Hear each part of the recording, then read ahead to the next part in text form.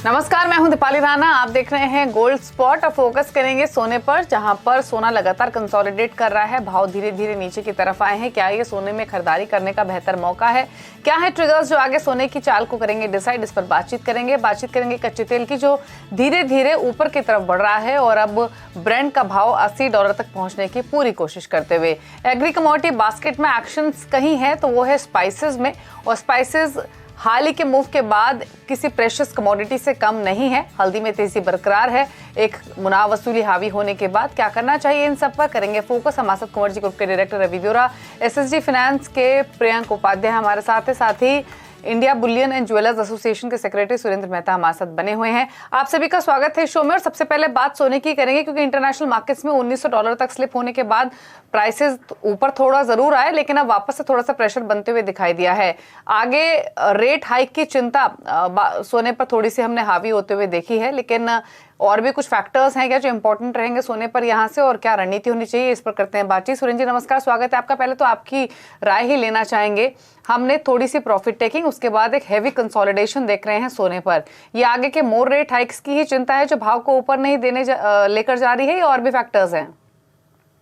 जी बिल्कुल। यदि आप इंटरनेशनल मार्केट देखें तो वहां पर जिस प्रकार से 2 फेड रेट हाइक और इस साल में करना चाहता है, तो कभी तो ये बात आती है कि 2 बार फेड अपनी रेट को करेगा, और कभी ये बात आती है कि शायद एक ही बार करेगा। तो इसी वजह से पूरा मार्केट एक असमंजस की स्थिति में है। साथ में जिस प्रकार से कल जो ADP non farm payroll data आए और दूसरे जो भी फैक्टर्स आए हैं, वो डॉलर इंडेक्स को बहुत तेजी से मजबूत करते जा रहे हैं। और जहां डॉलर इंडेक्स जैसे जैसे मजबूत होता है तो वैसे वैसे सोने में गिरावट बिल्कुल वाजिब है। मुझे ऐसा लगता है कि कहीं ना कहीं गोल्ड एक कंसोलिडेट होने की स्थिति में है, और कंसोलिडेशन फेज इसका स्पॉट मार्केट में $1866 तक ये नीचे गिर सकता है। इनफैक्ट मैं ये आपसे पूछना भी चाह रही थी कि कंसोलिडेशन तक तो ठीक है, लेकिन जिस तरीके के यूएस यील्ड्स की परफॉर्मेंस है, हाई लेवल्स पर बनी हुई है, क्या गोल्ड शॉर्ट टर्म में $1900 के ऊपर बने रहने में स्ट्रगल कर सकता है?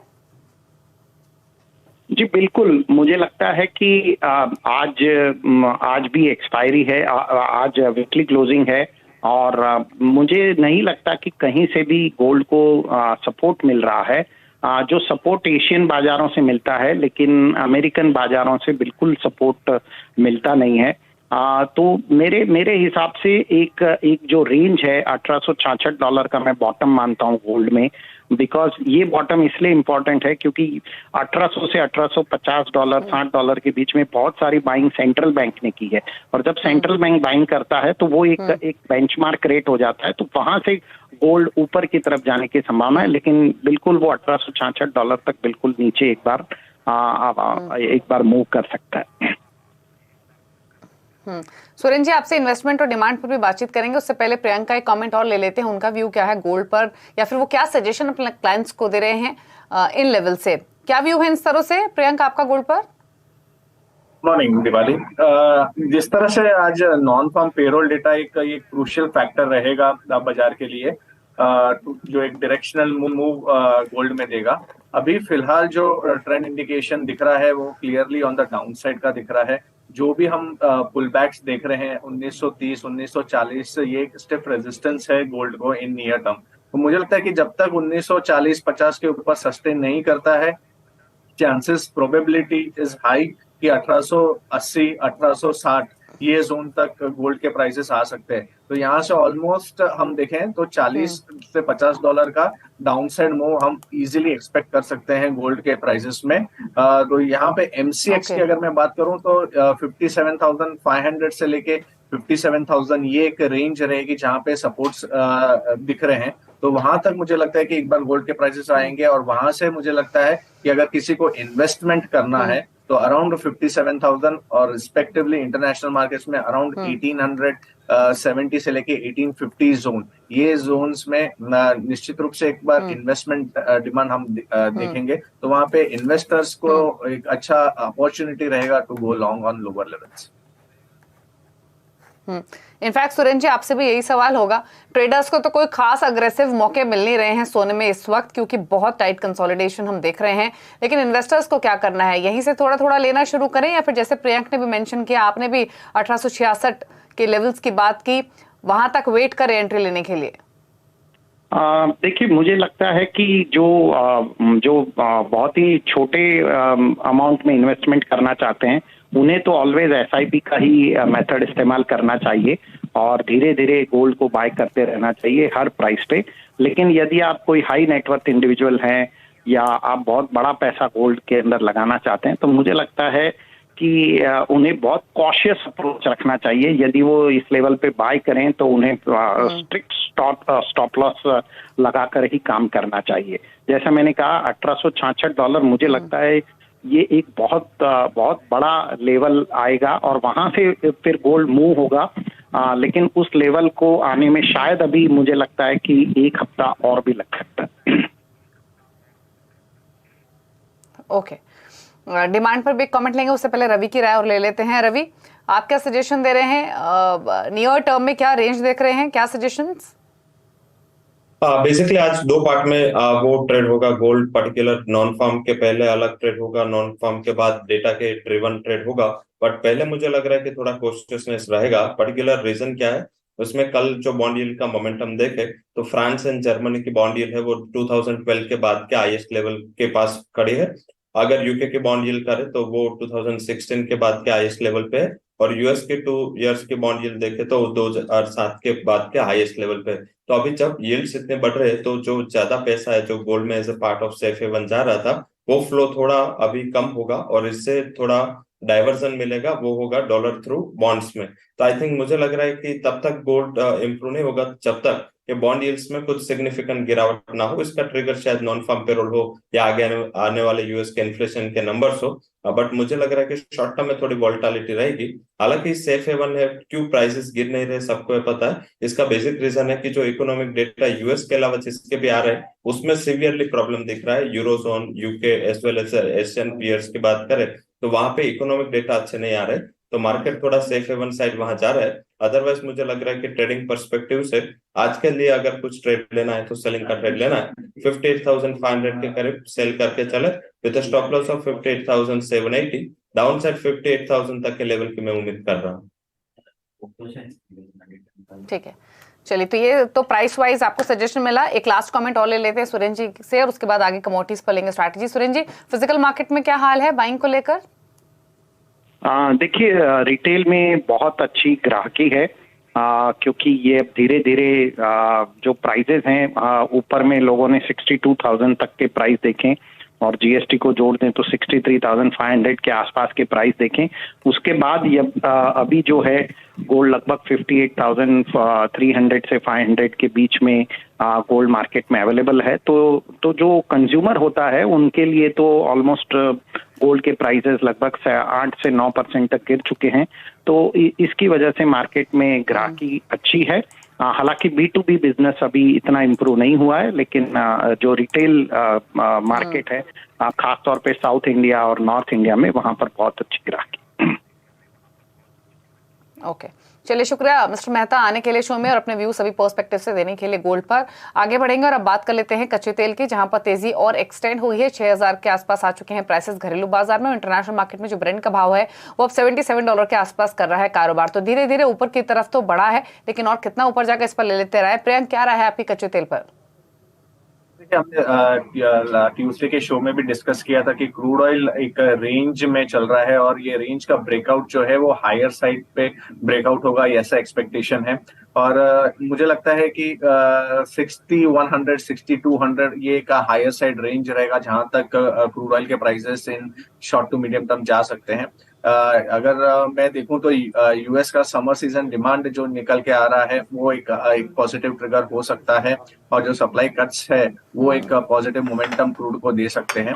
अभी 72 के आसपास WTI चल रहा है। मुझे लगता है कि ऑन द हायर साइड हमें एक्सपेक्ट करना चाहिए कि अगर 72-70 ये एक नियर टर्म रेजिस्टेंस है, उसके ऊपर अगर सस्टेन करता है तो हम $74-75 तक का एक move $2 to $3 on the upside देख सकते हैं। अगर वो ट्रांसलेट करें हम एमसीएक्स में, तो 6100 के आसपास के रेट्स इन नियर टर्म हम एक्सपेक्ट कर सकते हैं क्रूड ऑयल के लिए। ओके, चलिए, तो ये रह रही कच्चे तेल पर। अब एक क्विक कमेंट ले लेते हैं नेचुरल गैस पर भी, और उसके बाद बेस मेटल्स पर करेंगे फोकस। रवि, आपका व्यू क्या है नेचुरल गैस पर? यहाँ पर प्राइसेस लगे तो थे कि थोड़ी स्ट्रेंथ दिखाएंगे, लेकिन अब वापस एक दायरे में फंसते हुए दिख रहे हैं। क्या सजेशन इन स्तरों से? जब से दायरे में प्राइसेस फंसे, इन्वेंटरी तक ये प्राइसेस का यही दायरा रहेगा, बहुत बड़ी ज्यादा अपसाइड नहीं रहेगी। दोनों साइड के मोमेंटम वहां पे दिख रहा है, बट ओवरऑल जो एनर्जी बास्केट में अक्रॉस द ग्लोब जो भी बास्केट है, फोसिल नॉन फोसिल, इसमें जो प्राइसेस में रिकवरी है उसका फायदा मिलेगा।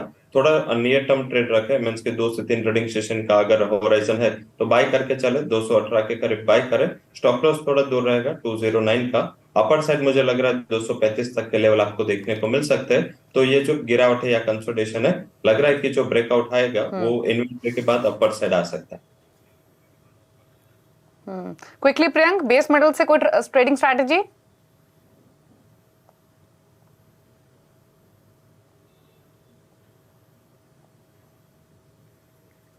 प्रियंक, बेस मेटल से कोई ट्रेड लेंगे क्या?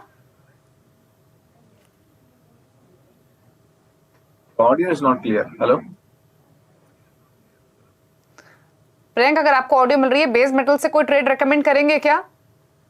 बेस मेटल्स में हमें लग रहा है कि कॉपर और जिंक, ये एक दो कैंडिडेट दिखते हैं जहां पे एक अच्छा एक bounce back in near term आ सकता है। तो कॉपर में हमारी सलाह रहेगी अराउंड 713 के आसपास बाई किया जा सकता है। 700 के नीचे का एक स्टॉप लॉस रहेगा और 735 के शॉर्ट टर्म टारगेट्स रहेंगे।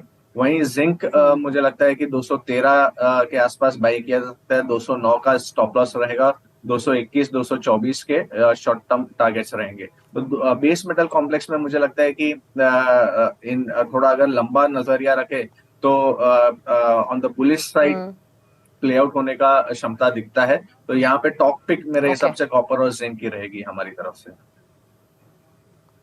ओके, चलिए, तो ये स्ट्रैटेजीज रही बेस मेटल्स पर। रुकने के साथ एक ब्रेक के लिए लौटेंगे तो एग्री कमोडिटीज पर करेंगे चर्चा। जल्द वापस आते हैं। राउंड पर अब बात करेंगे स्पाइसेस की, क्योंकि कल करीब 3.5% की गिरावट के बाद आज एनसीडीएक्स पर हल्दी में तेजी देखने को मिल रही है। क्या है कारण और आने वाले दिनों में भाव कहां तक जा सकते हैं, इसी पर बातचीत करते हैं। रवि देवरा हमारे साथ बने हुए हैं, कुंवर जी ग्रुप के डायरेक्टर। रवि नमस्कार। बताइए पहले तो टर्मरिक, एक हमने 10,000 तक भाव जाते हुए देखे, फिर एक प्रॉफिट टेकिंग आई, लेकिन प्रॉफिट टेकिंग के बाद वापस से जो स्ट्रेंथ दिख रही है, एक चीज तो क्लियर है कि हर डिप पर बाइंग एमर्ज हो रही है और वीकनेस तो फिलहाल नहीं दिखाई दे रही है। आप क्या ट्रिगर्स यहां से देखते हैं टर्मरिक के लिए और क्या व्यू इन स्तरों से? बेसिकली टर्मरिक में व्यू पॉजिटिव है, जिसमें एक्सपोर्ट जो रिकवर हुआ लास्ट मींस 2 से 3 महीने में, वो सबसे बड़ा रीजन है जिससे आपसे लगातार फिजिकल मार्केट में डिमांड रही है। एज वेल एज देखे तो आप अगर इन टर्म्स ऑफ वैल्यू देखे तो लास्ट ईयर उसका एक्सपोर्ट 11% अप था, उसके बावजूद भी ये साल अच्छी अभी एक्सपोर्ट डिमांड थी। अब सेकंड रीजन था कि पहले मार्केट का एस्टिमेट था कि जो एक्सपोर्ट है उसका डिग्रोथ होगा और इससे एंडिंग स्टॉक हायर होगा, तो वो भी फैक्टर नहीं रहा और हमने करीबन 1.8 लाख टन जितना एक्सपोर्ट कर दिया। इससे एंडिंग स्टॉक से वो थोड़ा नीचे आया। अभी जो वेदर डिस्ट्रीब्यूशन है, अभी भी जो सोइंग एरिया महाराष्ट्र में है, इसमें इतना ज्यादा और इतना पॉजिटिव डिस्ट्रीब्यूशन वहां नहीं रहा। हालांकि जैसे ये डिस्ट्रीब्यूशन कवर होगा, फार्मर्स का फोकस वहां पे जाएगा, Andhra as well as Maharashtra में। बट मुझे लग रहा है कि स्टिल अगर लास्ट ईयर के कंपेयर से भी बात करें तो उसका टाइम काफी निकल चुका है और हम जुलाई मिड तक आ चुके हैं। तो अभी सोइंग अगर फुल फ्लेज में भी होता है तो भी 10 से 12% का जो सोइंग है उसकी गिरावट रहेगी। तो फंडामेंटल्स अभी फेवर में है, मुझे लग रहा है कि बाय करके चले। लेवल वाइज बात करें तो वहां पे अभी 9600 के प्राइसेस चल रहे हैं, उसका बॉटम में 9200 मान रहा हूँ। उससे नीचे मुझे प्राइसेस में गिरावट हो ऐसा कम चांस दिख रहा है, तो आप कोई गिरावट 9500 के करीब बाय कर सकते हैं। स्टॉप लॉस रहेगा 9200। मुझे लग रहा है कि शॉर्ट टर्म में 10,600 तक के लेवल्स वहां पे दिखने चाहिए। ओके, और क्विकली एक कमेंट आपका जीरे पर। जीरे में लास्ट वीक की गिरावट के बाद ये वीक में काफी अच्छी रिकवरी है। मुझे लग रहा है कि थोड़ा बहुत यहाँ से रिकवरी एक्शन हो सकते हैं, बट यस थोड़ा वोलेटिलिटी ज्यादा है, मार्जिन ज्यादा है, तो थोड़ा सेफ साइड स्टॉप लॉस लगा के काम करें। अगर 58 के करीब बाय मिलता है तो वहां पे एक एंट्री का मौका रहेगा। स्टॉप लॉस लगा सकते हैं 57,520 का।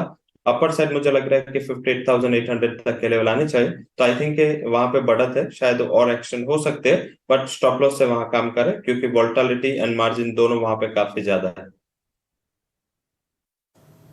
ठीक है, चलिए, तो ये सजेशन रहा आपके लिए टर्मरिक और जीरे पर। टर्मरिक में खरीदारी की सलाह 10-600 के टारगेट्स के लिए। चलिए, शुक्रिया आपका रवि ये स्ट्रैटेजीज बताने के लिए, और साथ ही प्रियंका आपका भी शुक्रिया। रुकने के साथ एक ब्रेक के लिए। ब्रेक के उस पर वादा मार्केट का पूरा एक्शन फ्यूचर एक्सप्रेस में। नमस्कार।